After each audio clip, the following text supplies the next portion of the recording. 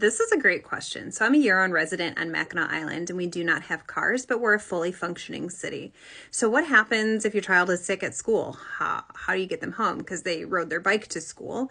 But if they're sick, and yeah, it is complicated. So like last year, we lived 2 miles away from the school, and when my kids were sick, they rode their bikes home. And if they really weren't feeling well, sometimes they walked their bikes home. Most residents, actually like all residents, if you're truly a resident, year-round resident, you're going to have a trailer that attaches to your bike.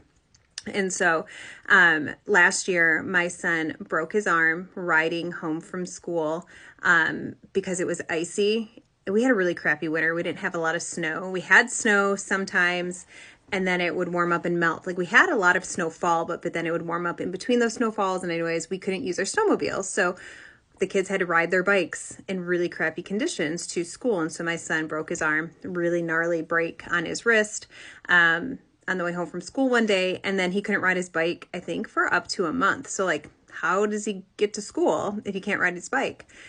So my partner hooked up our trailer to his bike, and my son rode in the trailer to and from school.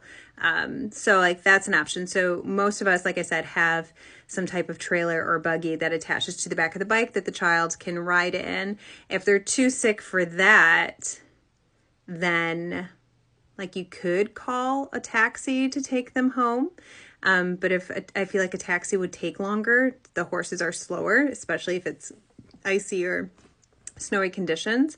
Just a bike can go faster than a horse because we don't run the horses, especially if they're connected to a carriage. Like we're not going to do that to horses because we love our horses and we take good care of our horses here on the island.